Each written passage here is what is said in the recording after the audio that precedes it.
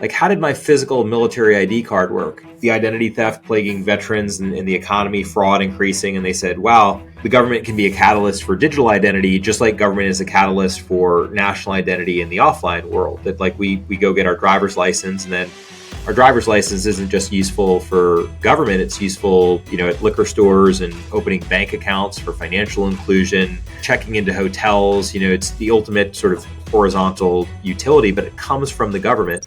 Thousands of companies show up to sell their technology to the U.S. Department of Defense each year, but so few will transition from proof of concept to true production across the valley of death. The select few who do, their stories are rarely told. Until now. I'm Noah Scheinbaum, and this is Crossing the Valley.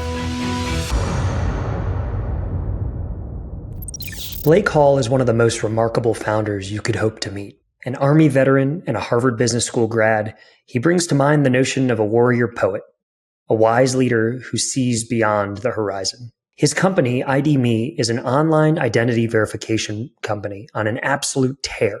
They help authenticate that people are who they say they are online, and they help users get access to benefits that they may be due, both in the commercial and federal space. They have 120 million users of their digital wallet. That's 40% of American adults. And they're earning about 150 million in annual recurring revenue. But Blake is also a remarkable person. While he's great friends with people as famous as Elon Musk, we first met in 2020 during the COVID pandemic when he made his company's verification services available for free to help verify nurses and medical professionals surging into the fight against COVID-19. His story is remarkable, and I'll share more about it in the show notes. But today, we're going to dive deep into how he built this behemoth, and specifically how he's navigated the federal valleys of death. Hope you enjoy. So Blake Hall, the CEO and founder of ID.me, a company that started in 2010 and has absolutely been on a tear in the last few years. Now with over 120 million users across the United States, over 150 million in annual recurring revenue. It's been a battle, but Blake, you guys have been absolutely crushing it. Thank you so much for making the time to join us today. Of course, Noah. Thank you very much for having me on. Absolutely. So Blake, we're going to start. I know a lot of folks who are listening may have heard parts of your story or parts of the ID, or might know a little bit about ID.me. But I'd love to start there. We believe in starting with why on this show. And so tell us a little bit about how your experiences in the Army and then at Harvard Business School led you to found this company at the time that you did. Sure. So, my origin story is going to be a little bit different in that I just returned from a 15-month combat deployment to Iraq in 2006 and 2007. And was going through a lot of things psychologically that I think most people won't confront until they're in their 70s or 80s, where, I'd had friends who were killed. I'd confronted my own mortality day in and day out for a year and a half on, 450 plus combat patrols. And I knew that I wanted to live a life that mattered and counted in terms of making a positive impact on other people's lives. And unfortunately, I didn't feel like I'd been a part of that in Iraq because the strategy was so misguided. And so that was my mindset, while I was a student at Harvard Business School from 2008 to 2010. I did a brief stint at McKinsey & Company, a story management consulting firm. Wonderful folks, very smart, but I also knew that it didn't pass my test for meaning and for purpose at that stage in my life. Then I saw, there were all these issues with organizations that were trying to give special benefits and services to the military community. And there were all sorts of issues with doing that online. So you'd have like Microsoft delivering these free e-learning vouchers to veterans, but then veterans would have to show up in person at a Department of Labor office with their paperwork in order to claim this e-learning voucher. And I talked to the marketing manager. I said, "What's up with that? Doesn't that defeat the entire point of e-learning?" And she goes, "Yeah, we know it sucks, but we don't have any way to verify them online." So I said, "Okay."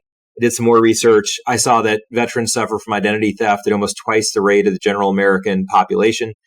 And so then I noticed there's behavior like every Veterans Day. If you were to go to the Outback and get a free blooming onion, one of the pieces of evidence that they accept as proof of service is your DD-214, which has your social security number on it.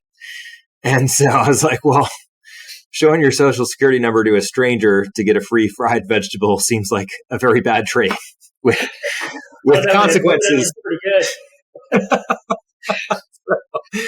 Don't do it, man. Anyway, so, when I saw that, I was like, geez, all right, I can maybe solve this problem. And as a third generation soldier, I mean, everyone in my family, my little brother's Navy, my uncle's, retired first sergeant, was like a long range reconnaissance and surveillance, like a LURS team leader. And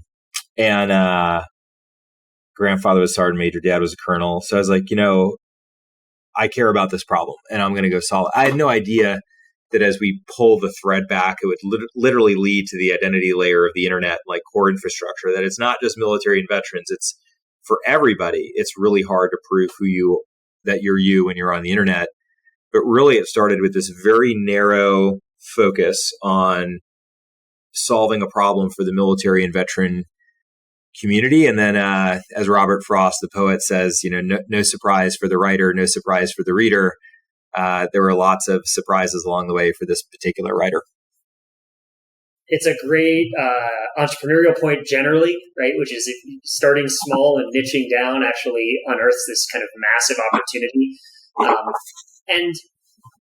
So we'll talk more about products that you all offer.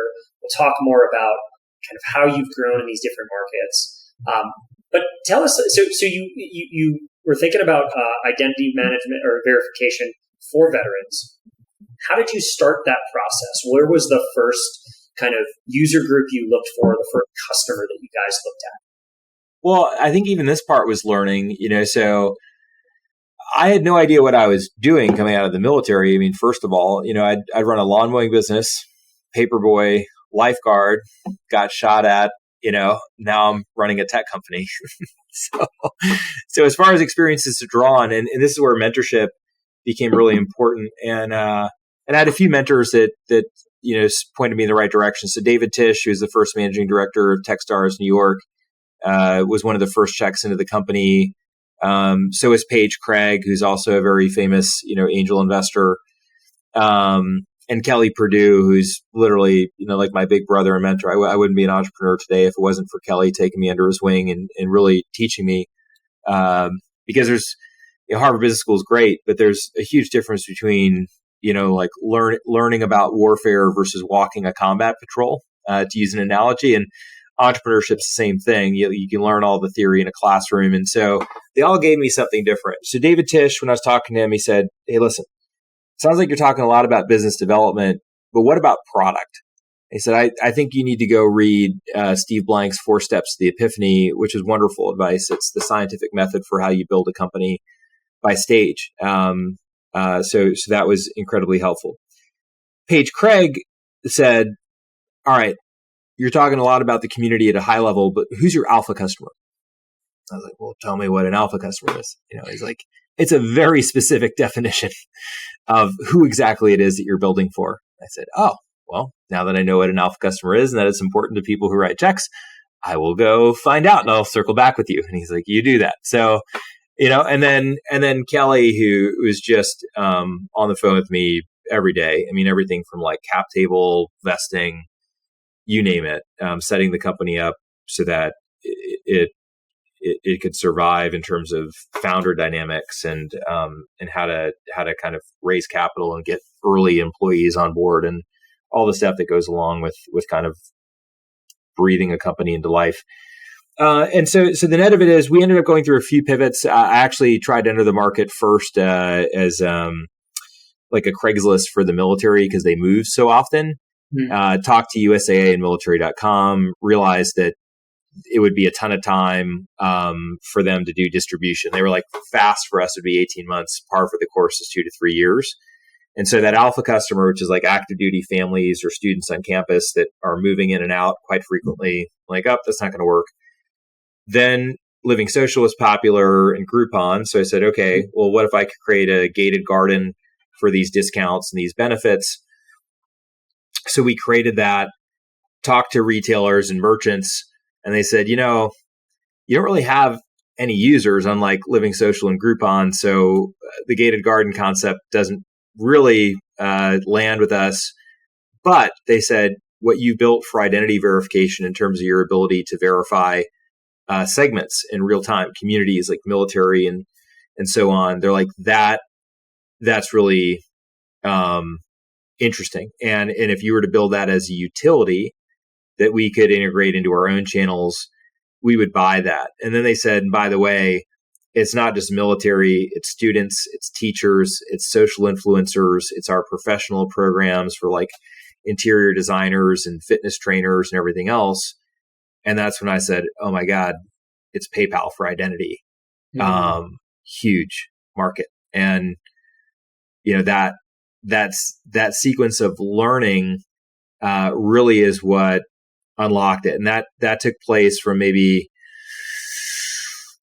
February of 2010, roughly, to October, November of 2011, where like we learned what the real problem was to be solved. And then after that, it's largely just been about executing against that opportunity and vision. So what Steve Blank and I would call the customer discovery process, right? Of how do you actually go deep with this alpha user, understand their pain, and then how you might solve it. Yep. That began, you said, Feb 2010 to October, November 2011. You've come a long way since then, but it wasn't one of these. You guys also were not in this hyper growth trajectory where you've raised, I don't know what OpenAI and Anthropic and all these AI companies are doing now are $500 million in venture capital, like before they open the door and turn the lights on day one. What did it take? At that point, how was it? You talked a little bit about this, but I think it's worth underscoring. Like, how was the company funded? How were you actually operating? Was this a big team? Was this you and a brother? Like, what did that look like? It was like a classmate at HBS, David Tisch, and then my older brother, who insisted on writing a $20,000 check. And I was like, please don't do that to me. I was like, I have no idea what I'm doing. And he's like, you've never failed at anything before in your life. And I was like, I've never done anything close to I was like, don't put that on me, and it's all worked out. He's a multimillionaire now, but oh my gosh, honestly, that stress of knowing that my older brother had put capital, and like upper middle class, like well off, but not rich by any means. That mattered a lot for my motivation. And I just had hated owing people like more than $10. The notion of like somebody putting in like $100K plus and being like, if you lose it, don't worry about it. It's fine. No, it's not. It's not fine. That's not how I tick. I'm going to figure this out and make sure it comes back to you because you trusted me. And so, one thing that DC doesn't have is like a vibrant early stage financing community, venture capital community. And so we raised from a lot of prominent angel investors. So Mark McLaughlin, CEO of Verisign, and Palo Alto Networks, wonderful along the way. Paige Craig obviously is another notable one. And just had to be really scrappy because there's not a lot of early stage capital and venture in the DC area. The way that we closed our first round, actually, I randomly got upgraded to first class, which I never did, on a flight to Philadelphia out of San Antonio, Texas. And Larry Cochran, who's now a dear friend of mine, happened to be sitting next to me. We had a great conversation on the flight, and he ended up writing a $75,000 check that if he hadn't, we wouldn't have even gotten to our first close. I mean, so when you talk about all the different stages, especially early on, that could kill the company, this random upgrade to first class and that conversation literally helped fund us through the seed stage. And then he was part of a group of early rack space investors in San Antonio and introduced us to a lot of other well-known folks. But it was just angel investors and a lot of grit.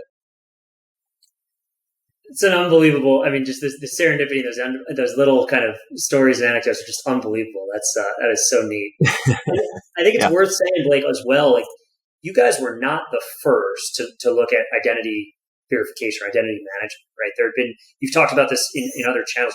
There were some big players had gone after some of these targets and had not been successful. So what do you think at that stage of the company, in the earliest days, what was it that allowed you to gain traction or to stay afloat where so many others had fallen down? Yeah. Just to reinforce the question, Microsoft Passport 2004 failed. Google's Gaia failed. The first iteration of the telecoms creating a mobile wallet for identity, it was branded ISIS, which I think is still maybe the worst day in a brand marketer's life. That failed. Then there was another iteration of it just a couple of years ago called ZenKey. That failed. Verizon Universal ID. That failed. Symantec, Norton ID. That failed. The road is littered with the carcasses of these like B2B2C digital identity wallet efforts. And really, it's just ID.me and Clear that are the only ones who've kind of made it to scale and have created sustainable businesses. So how do we do that? Is the question. I think if you look at, I didn't really know it at the time. I was sorting through it on first principles, but having read Paul Graham, he has this quote, to paraphrase him, that it's better to build something that a small group of consumers love than something that a large group of folks are lukewarm about. And I think this is a trap that a lot of big companies fall into, is that they try to build something for like a huge market instead of building something for a very specific alpha profile, like some of the best investors like a Paige Craig will ask about. And if you look at the biggest companies, Travis Kalanick didn't start by like going straight after taxi cabs. He went after affluent riders and black car drivers, and that was the entry point. Facebook started as a hot or not for Harvard University, then to the Ivies, then to students, then grew up with their user base. Pinterest started out for Midwestern moms. So actually the sort of paradoxical thing about winning a large TAM is that you want to be really precise and narrow in terms of who you're building for first, so that you actually have traction. And I don't know if you like the board game Risk, but there's a lot of principles for Risk. I always used to love winning Australia, with a little economy to give you 2 armies per turn, like very easy to defend. You need to have your home base. That is your source of enduring strength. And even though it doesn't seem like a lot, 2 armies per turn and stuff, that's what allows you to expand while everyone else is getting, attrited away. And so like focus and speed are the advantages of the startup over the incumbents. And it turns out that those are also the secret ingredients to building really great large businesses over time. And it's one of the reasons why large companies have to acquire so often to get the innovation inside, because they haven't really captured those learnings that you have to actually start very narrow and like almost specifically like small in order to get there. Veteran user first is what allowed you actually to go after that big market, whereas some of those other entities that were focused on being all things to all people at that same time could have been what killed them in the grave. I think it's a pretty almost canonical entrepreneurial lesson. You're full of these leadership insights, Blake. It's part of what makes this, I think, so valuable. And I want to now kind of take this. So one more thing on ID.me as a company before we then talk about go-to-market and specifically federal. Just, I think if you could lay out for everybody, so what are the products that you all offer today? Just kind of a rundown of what you've got there. Because for example, last night I got an email from the ID.me shop, right? And that's not immediately, it doesn't immediately sound like it springs from identity verification, but you all have kind of built a really interesting ecosystem. So maybe you could just kind of lay out for everybody what it is. What is the product today? Yeah, sure. So we're a pure play identity utility with the user in control of their information, I think, is the first part. And you've got the wallet, which drives access efficiencies. So the way to think about wallet is we don't invent new workflows. We take existing workflows and we make them work better. So it's like toll boost to a digital fast lane. An example of that, we do all the guest check-in for MGM and for Wynn. And if you recall what checking into those hotels in Vegas would be around happy hour, it could be an hour penalty on your life. And we said, hey, why don't we make this work more like airline boarding passes, where you're in an Uber on the way to the property, you go into the app, you check in, you verify your identity, your phone turns into your digital room key. And that's what we do now for millions of guests. We save them an average of 15 minutes of their life. We've removed friction from their life. We've sped up commerce, and we've made the world move a little bit faster by getting rid of these toll booth like processes.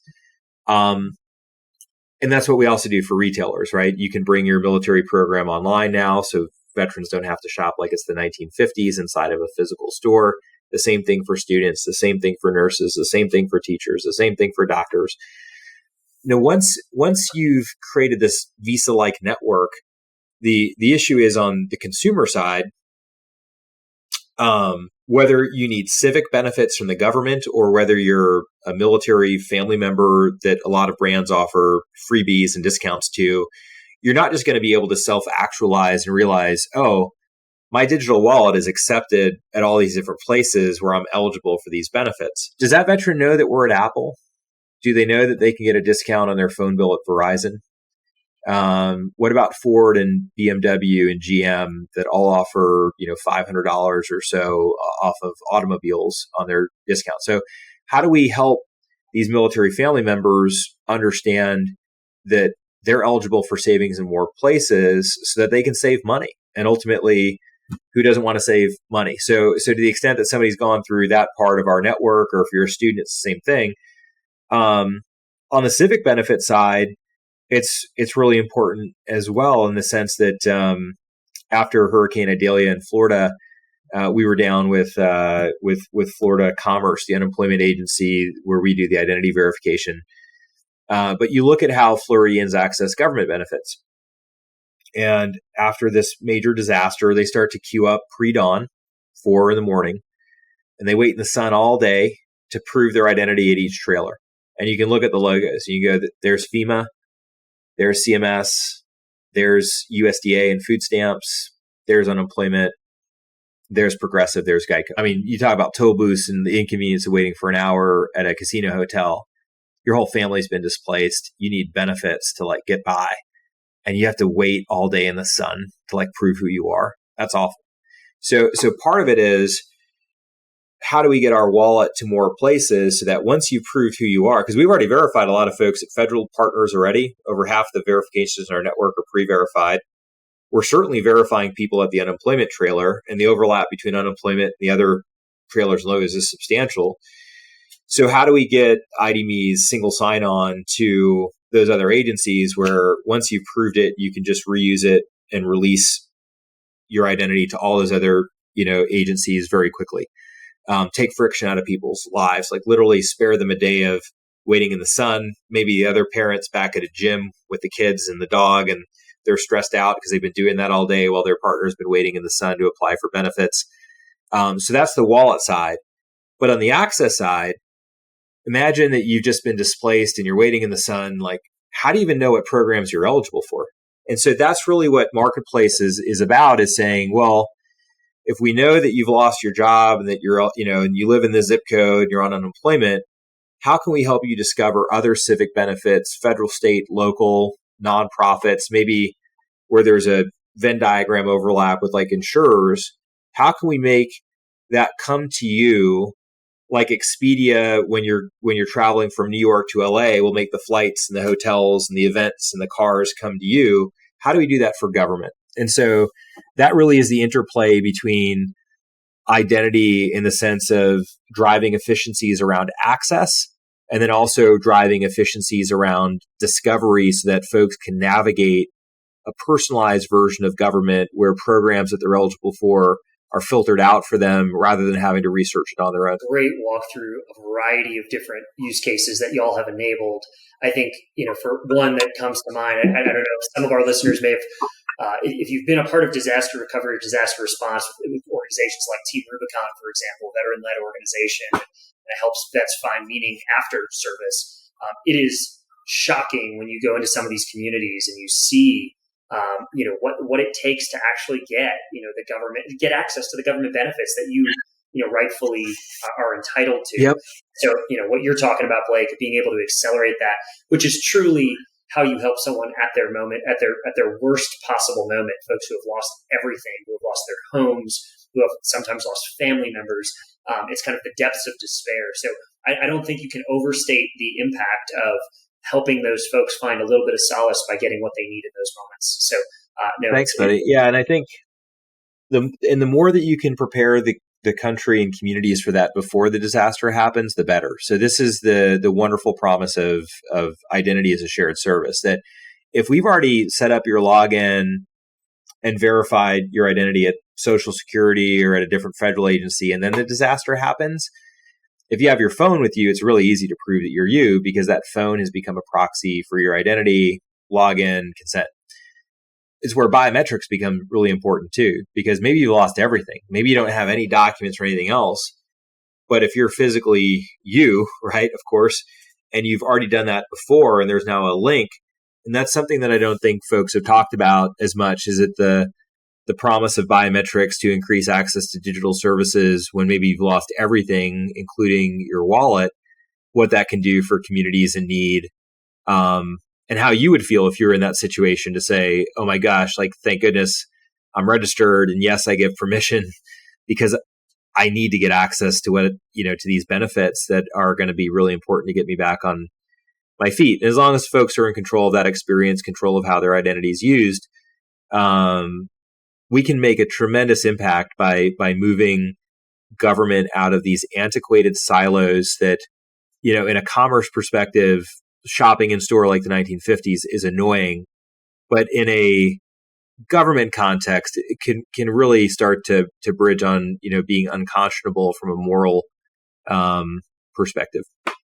It's a great transition to the government conversation because I think everything you laid out make a ton of sense.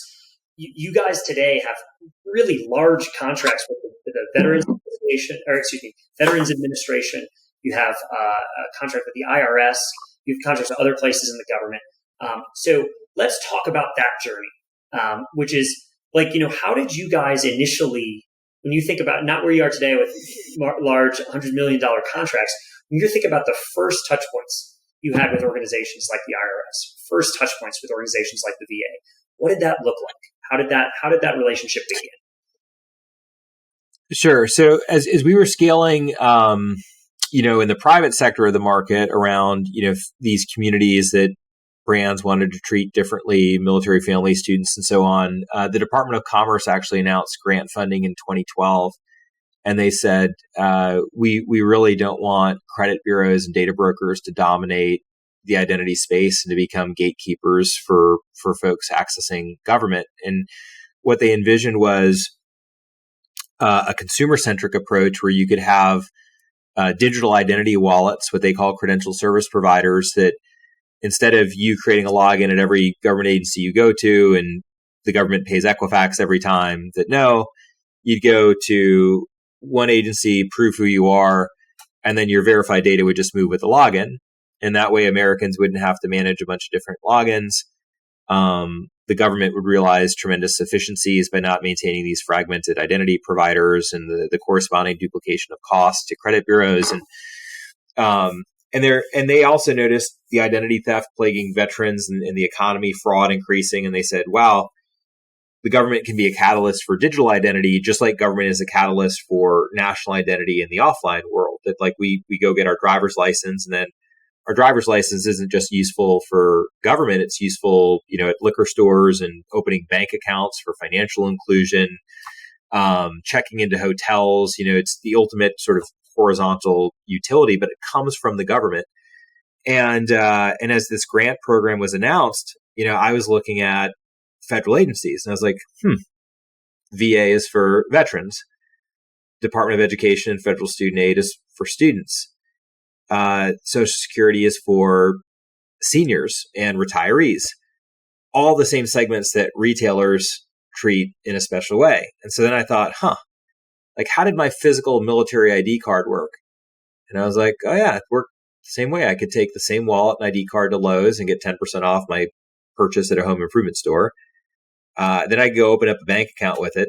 Then I go get physical access to a military installation with it. Then I get logical access to DoD systems with that military ID card. And so being an infantryman, left, right, or up the middle, I said, well, I want a digital wallet that can do exactly what my physical wallet does. The authentication is different, just like the way that a student ID that authenticates someone to get into a dorm is way different from what the cashier at J.Crew will do when you're getting 15% off and your student discount. But if you look at how the market has already formed, just people haven't thought about how do you already use your physical wallet and IDs. The authentication differs based on risk, but fundamentally, people use the same wallet, same ID card in retail and in government and in education.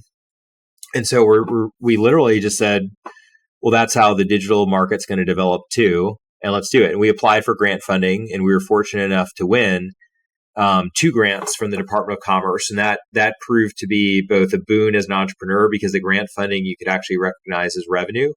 But it actually became a contract vehicle where we were able to integrate with these government agencies. And it actually underwrote some of our private sector implementations too, that really helped jumpstart our network. And I can honestly say that I don't know that IDME would have made it through the transition of private to public sector and to jumpstart our shared service network if we had not won those 2 grants, which ultimately totaled, I think, around like $3.5 million in terms of like realized funding.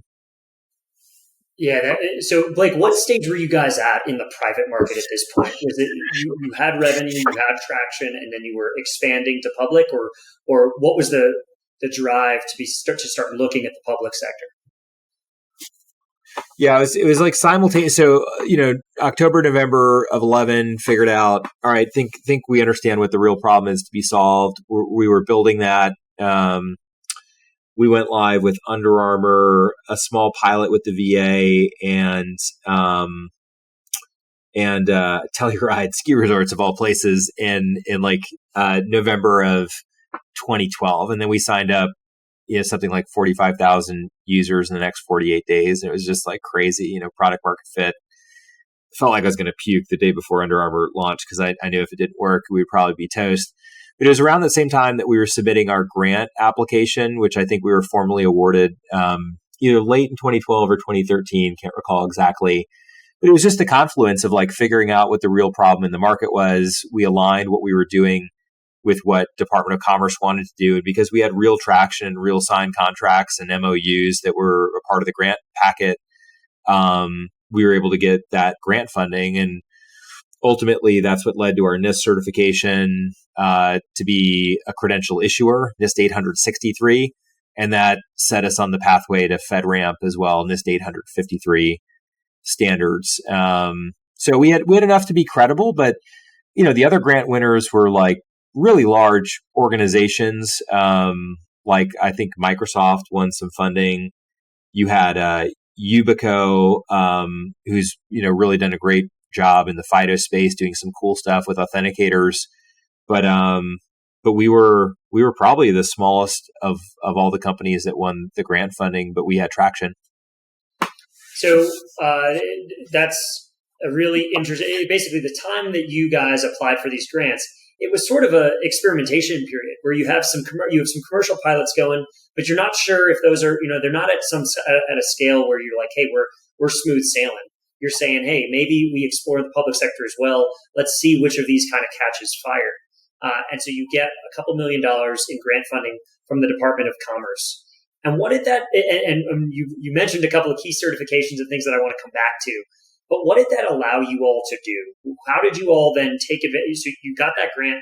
What were you delivering and to whom? And then how did it affect how you looked at where else to go in the federal government? Yeah. So what it did, if you're going to operate in a regulated market, you've got to have the certifications. And when you've got your venture financing, everything else, and you don't have a lot of it, like we do, we had, angel investors that we were scraping together. It's hard to invest in like over the horizon R&D. That's not going to pay off for, a couple of years. So that funding allowed us to invest in that and to mature our systems to verify legal identity, that Noah is Noah, that you are you when you're on the internet, which is the real core use case to solve, or the real core problem to solve that underpins a bunch of use cases, I should say. The other thing it gave us was a contract vehicle where if you're little and you don't know a lot about government contracting, and I was trying to get IDME registered as this veteran, owned business, and that, if I'd known what I was getting into, I'd have said it's like Sarah McLachlan, like in the Arms of the Angels, and then like a time series growing a beard, because it was just like impossible to get the company registered. And so so that contract vehicle where we could literally go to agencies and say, NIST, and you just need to say yes. And all we need is like a letter of intent that we can take back to Commerce where they can approve the use case, was really, really neat. And that allowed us to show to these government customers that the return on investment was real. And in fact, NIST worked with an analytics firm called RTI that actually basically did because they had to justify the deployment of the grant funding back to Congress, that it had driven a return for taxpayers. So like, that's amazing, because from a case study point of view, when you've got this third party independent government agency that's going in and saying, yeah, the ROI is real. And I think, with one state agency in California, we increased the productivity of the entire agency by 29% through software. Pretty cool. So some folks, if folks are early in their journey and tuning in here, one thing you will hear sometimes is that there are actual customers in the government who don't believe they can speak to you as an outside company unless you have a contract. It's generally not true, but it doesn't. That perception is reality, right? And so if folks are feel that way, then sometimes that becomes your reality as a small business. So having that bona fide is huge. And then Blake, how did you guys take advantage of it? You started getting more folks to kind of send money over. What was the path from that grant to where you are today, which is multi-$100 million contracts with major federal agencies? Take us through that transition process. Yeah, sure. So, I mean, this is all, it's kind of like the real life version of what Jeff Moore has laid out in Crossing the Chasm as a scientific method of understanding where to go progressively and sequentially by market segment. So there's a lot of testing to figure out, are these folks, late majority, laggards, early evangelists, early adopters, early majority? You're just trying to figure out, where do I have product market fit and where do I go? So our private sector side of the business continued to grow, and we had those brands saying, can you do first responders? Can you do students? Can you do teachers? So that was home base for us. Like the private sector side, we didn't go into public sector without having a solid foundation. I do not trust the government, having been in the Army and everything else, and I love our government customers and partners and everything else, but it's just, they'll let you down on timing. It's a wonderful business to be in, and not by ill intent. It's just things that happen. Sometimes Congress gets involved, other priorities happen. Maybe there's some emergency event. It just happens in a big company. And if you're not yet core infrastructure, you could get blown off the cliff, so to speak. And so you want to be really careful about going all in. So we had home base in the private sector that we were able to grow, and we were able to complete our flywheel. So we were adding more communities. We were created this IDME shop that you talked about, which is veterans and students and nurses aren't just going to self-actualize and realize, holy cow, I can get 30% off at Yeti, or these free tickets to Busch Gardens and SeaWorld. Amazing. So how do we drive that flywheel closer together? And meanwhile, we were running these pilots and using the grant funding to mature our regulatory credentials and bona fides. And then, the two-step, we were part of a program with the General Services Administration. It was called Connect.gov. and the structure, this is actually a cautionary tale. It's great. It was like a $6 million contract. There was a Canadian company called Secure Key that was essentially supposed to be what's called a credential broker. So imagine like Visa. We were an identity provider that won, so it was Verizon Universal ID, and the notion was you'd have identity providers like IDME and Verizon on one side, you have agencies that would plug into the other side of Secure Key on this side, and you'd have a single sign-on, just like you have Facebook and Google for the private sector. You have choice between Verizon or IDME across public sector agencies. Well, a couple things happened.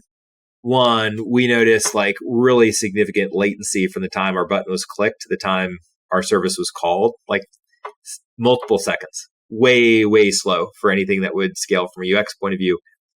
And the second thing was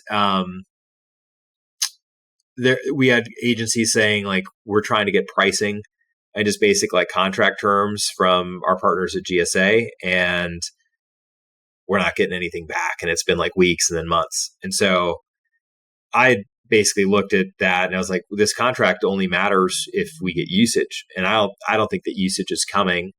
So we had decided early on in 2015 that project was likely doomed for failure and started to plan on how we would architect the system the way we thought it should be set up.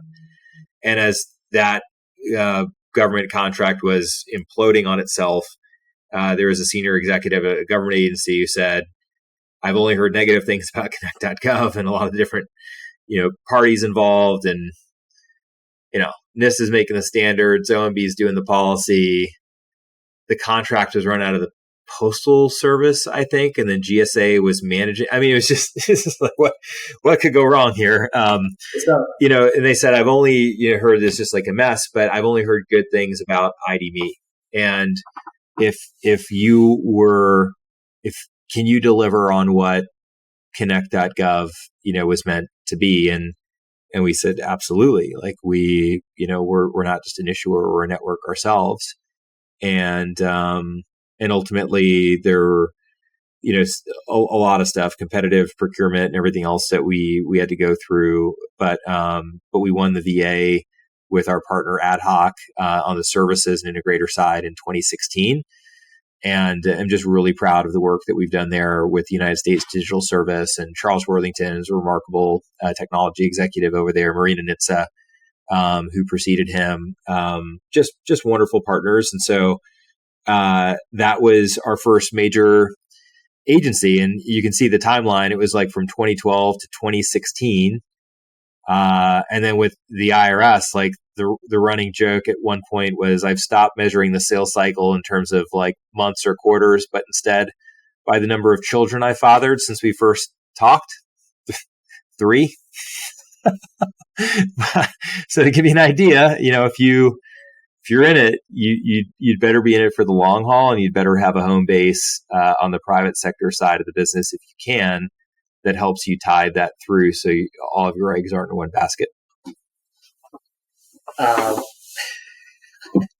I've not heard the children aphorism before. That's very funny. I think there's a couple of themes that are just worth teasing out there, because it is. I mean, what you did by getting in the game. Yeah, the pilot was long, it was slow, it was hugely complex. I think you named 4 or 5 different agencies that were involved in either contracting, administrating, or operationalizing different parts of the program.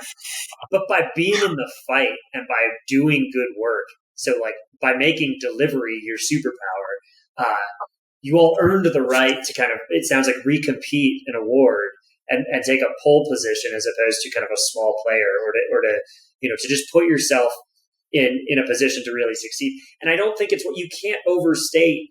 The government, as big as it is a small community, and reputation matters so much.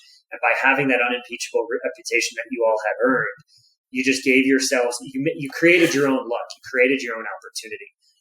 And so I think all of those companies. That's really it. Please. Yeah. Yeah. No, so many people look at adversity and they're like, oh, this was unfair and this was so screwed up. I think all that's bullshit. Like, you control what you control.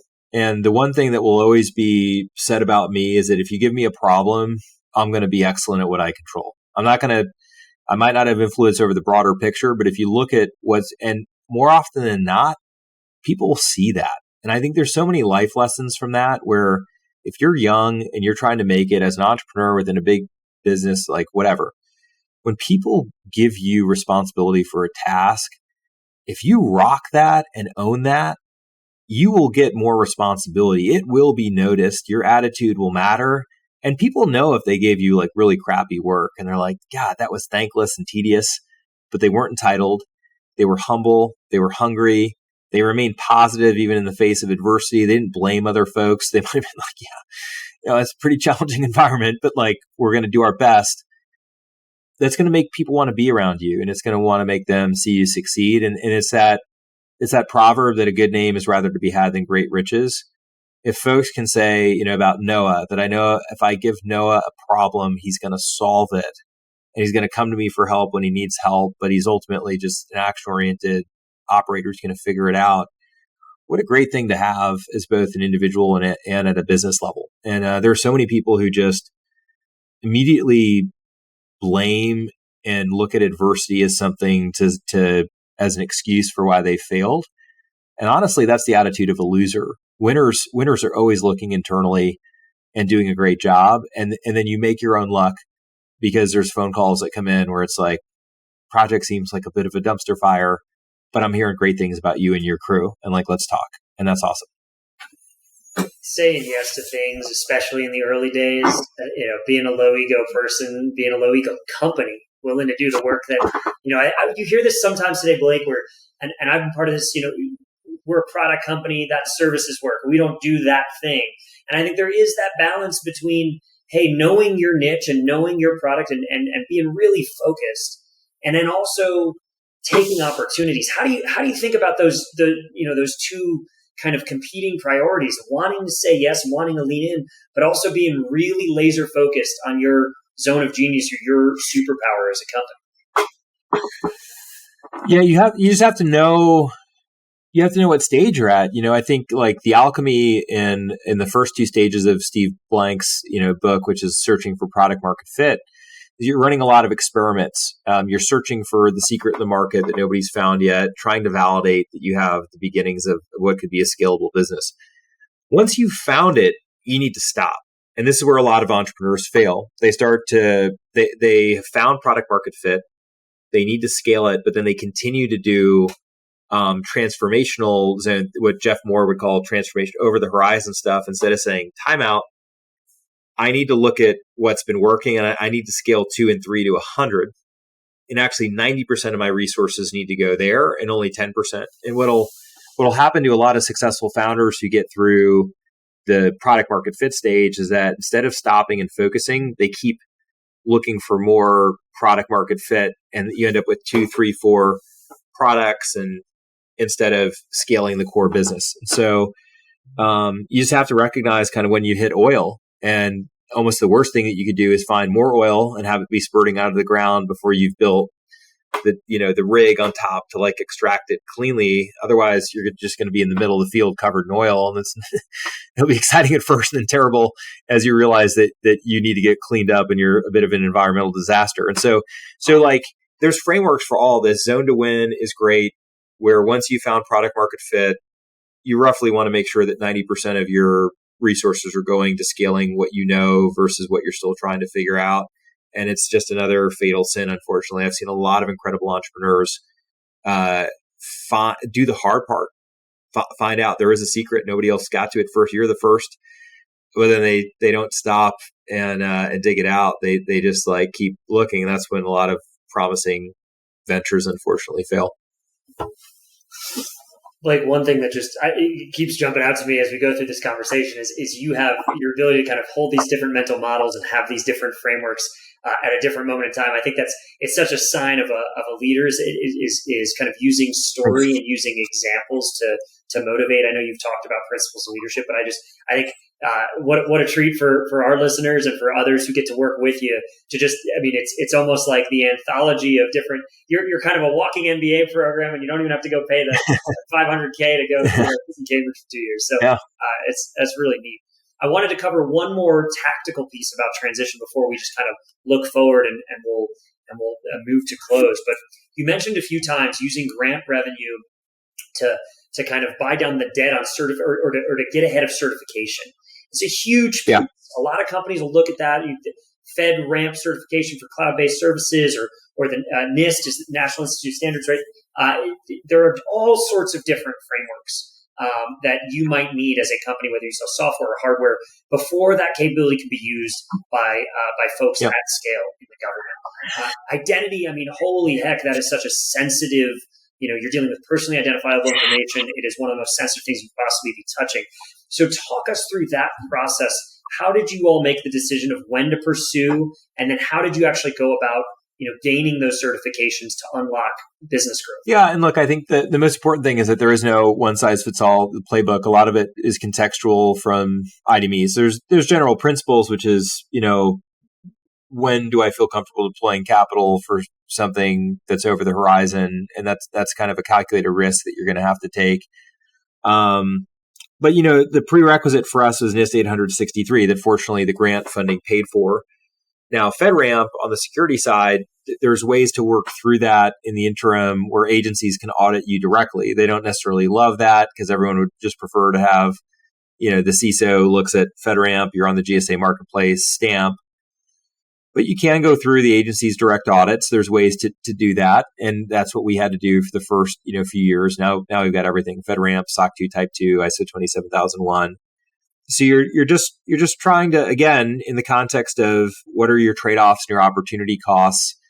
Can I take 5-6% of resources over here and get this regulatory cert moving in a way? Can I get FedRAMP ready to signal that I've at least done what I can do without an agency sponsorship or something beyond it to show that we're a good company and that our cybersecurity is mature in addition to our authentication capabilities. But there's no like magic formula for it. Really, I mean, it's this delicate balancing act of when do I think I've got the opportunity that I'm uniquely qualified to win, and there's agencies that want to buy me. But the prerequisite to that is that I've got to have these regulatory credentials and bona fides. And so I think there are ways to tide it through where you don't need to go into FedRAMP right away if the agency agrees to audit you directly and to do a security audit. And then at that point, it's like crawl, walk, run. You've created, kind of this relationship where the CISO can get comfortable if they go in and give you a root canal directly.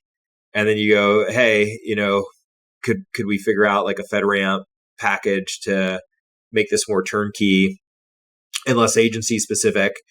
When to do that is really a function of like, well, how many agencies are you working at? And is one willing to like sponsor you? So there's just, unfortunately, a lot of different considerations, and it really will depend on the way that data flows through a product and the other trade-offs that the entrepreneur and the team have to make as a group to figure out when is the right time to take that bet, because invariably it is a big lift, and it just requires a lot of conversation and alignment before a decision's made. And Blake, how did you know what the requirements were? Did your government customer share those with you, or did you need to go do that research yourself?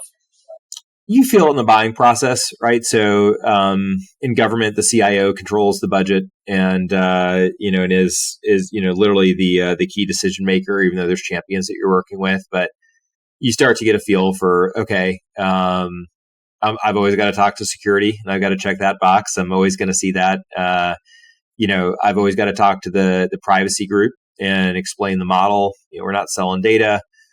We don't share data without consent, et cetera, et cetera. Here's how that works. Get them on board.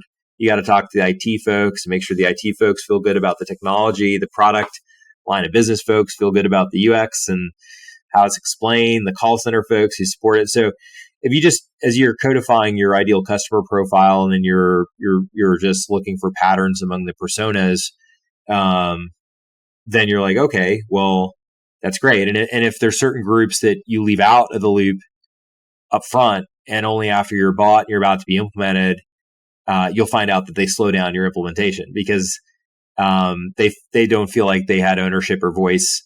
And so those can be hard lessons learned too, to say, all right, once you see it, codify that into a playbook, make sure that you include them up front so that they can grill you and quiz you before their team's made a decision. And that dynamic, because we're all human and emotional creatures at the end of the day, matters quite a lot at expediting your sales cycle too. So it's all just really like codifying the pattern and then turning it into a process that scales. Yeah, I think the takeaway for companies, right, is do your research. You kind of have to know your customer. You kind of have to know what it's going to take to convince them. You build those relationships, and you're going to have to do that work. It's not handed to you when you walk in the door. And so, you all come having the background and having relationships in those agencies obviously makes a huge difference. Blake, as you think, we kind of left off the story where you've transitioned, you've gotten this kind of pole position on a major program, a major contract with government agency. Can you talk a little bit about how has success fueled that flywheel of success in federal and then beyond? And I guess, how does it, you now in major programs with multiple agencies, so what does the future look like for IDMe? And you've crossed a valley or two or three. Are you done? What is left? No, Hills are left to climb. not nearly. I think the first wallet company that combines social login with personalized CRM, customer relationship management, commerce and payments, will be a $100 billion plus company with a real shot at getting to $1 trillion. You're talking about Visa for everything. Visa by itself, just credit and debit, is a $500 billion company, but it's kind of like the Model T. Like, yeah, folks want automobiles, but then Alfred Sloan at GM came along and was like, they want minivans and pickup trucks. And it's basically what a holistic identity wallet is. It's like, it's not just payments, it's your legal ID, and it's how you log in seamlessly across organizations, and it's digital signature, and it's your relationship to your business, and what roles when you're interacting with government agencies and healthcare organizations on behalf of your business versus yourself, and on and on and on. McKinsey's got digital identity pegged at 3 to 13% of GDP. It's, I think, the largest market opportunity of our lifetime outside of maybe some fundamental breakthrough in energy like fusion. So, and we have the lead, so I know what to do with that. And fundamentally, if you're gonna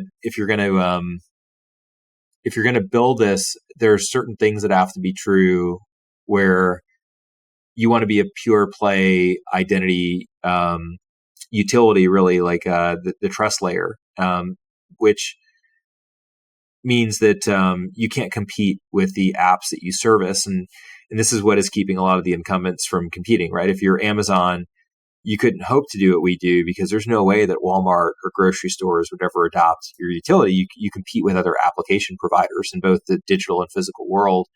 So to win, you have to have a neutral brand like Visa, like ID.me, that doesn't compete with the applications where you're streamlining workflows so that you can be everywhere that your users want to be.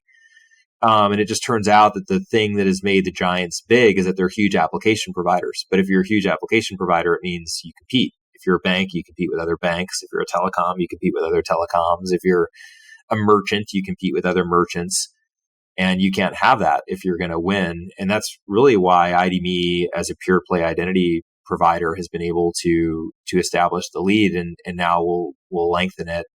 And we're going to do that in a way that enhances privacy, and that most of your identity credentials from my military service, which you could FOIA, my face is on the website, at LinkedIn, like it'll be on YouTube maybe after this interview.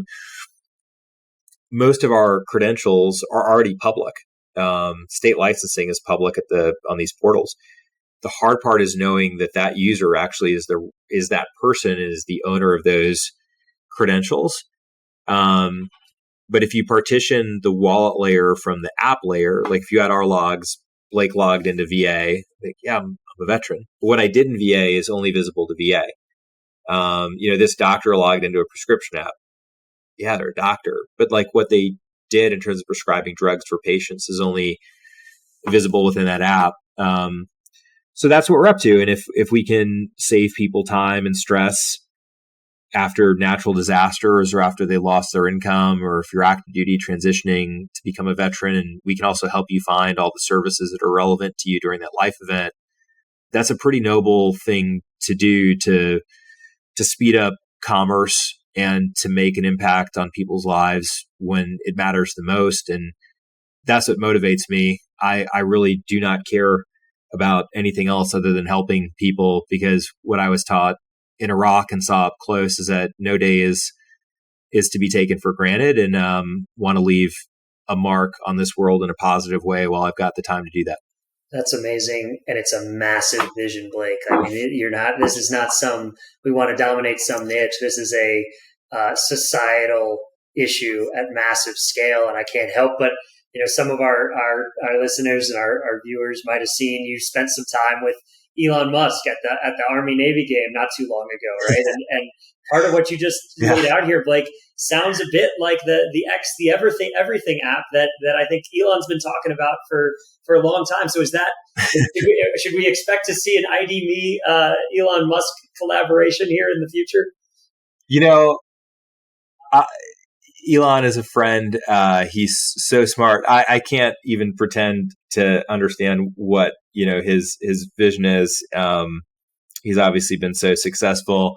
We'll see what lies in store as far as anything with X and ID.me, but I just think he's a remarkable human who's 1,000 years from now, it's pretty clear. Like if there's one human that people know, it's going to be him for what he's doing to make us a multiplanetary species. And Starlink is the internet 2.0 in space. And that's even before you get to Tesla. And so I just really admire what he's built, knowing what it takes to build one company and how much that takes out of you. I can't even fathom how you do like 7 or 8 or whatever it is. So, but yeah, I think there's obvious overlap between social media and identity. And it's actually one of the things that drives me a lot, that the use cases that involve issuance of identity come from the government. That's where our driver's licenses, passports, military IDs, they all come from the government. That's where we're at right now for that reason. But there's way more use cases that are consumers of identity, right? Buying a bottle of wine, opening a bank account, everything else. They consume it, they don't issue it. Social media and getting rid of bots and foreign threat actors so that an algorithm can know this is a real human versus a troll farm, I think is one of the very cool outcomes of a federated ecosystem for identity, where you'll likely have us, you'll have Clear, you'll have maybe Apple and Google at some point with mobile driver's licenses as options too. Just Visa, MasterCard, Amex, Discover. I mean, it's the same. The market's kind of developing the same way. How cool would it be to actually know that when you see a check mark, that actually is a verified person and an American, and then the algorithms could maybe adjust weighting accordingly. So I think that's what I've always thought for social media. Devil will be in the details. But verified credentials would be cool because you could start to sort discourse by like, what do doctors think about, this change to Medicare reimbursement, or what do veterans think about this foreign policy decision? Like, how cool would it be to kind of sort social media discourse by professional commentary, where you could literally start to see, I think for journalists and for everybody, what do CFOs think about this financial topic? And you could literally get rid of the riffraff and hear what the pros are talking about. That would be really neat. I like the framework a lot of starting with the issuers of identity, and then you think about the consumers and the users of it. So that's a great way to think about it. Blake, you've been incredibly generous with your time. We're going to let you go in a second. I'll just end by asking you for folks who are considering the federal market, who want to sell to the government, especially the Department of Defense or the national security ecosystem, what advice would you leave with them? If you knew everything you knew now when you were getting started, what would you have done differently? You got to be committed to it. That's the main thing. And there's a lot of things that I've changed about the strategy over the years. But the one thing, we had board members that in the middle of all this stuff, there were a lot of things that I changed about the business over time as I was looking at if it was validated or invalidated. But the one thing when board members were like, maybe you should do financial services or maybe healthcare. And I said, no, if I understand on first principles, whoever wins government is going to win this market. And I'm not going to compromise on that. That's the tough part, because you've got to have those strong opinions that are weakly held. I think that was either Ben Horowitz or Mark Andreessen. But on the big ideas, it's the founder's job to be right and to be unshakable. And tough to know when you're really sticking to your guns when it matters and when you're hallucinating. And so, but yeah, you're just going to have to. That's why founders are really special, is that they have to separate the art and science and know when to move and when to stick. Blake is an absolute masterclass. Thank you. First of all, congratulations on the journey. I know you're still in it. It's not over. I'm going to stress that. There's probably no mountaintop. There's just local peaks, right, and valleys. But you guys are on an incredible trajectory. It's amazing to see your vision playing out in real time here, and excited for what the future will hold. Thank you for your generosity of time and insight for our listeners. I think folks are really going to benefit from it. And we're rooting for you. Keep it going out there. Thanks, Noah. Appreciate you having me on, buddy.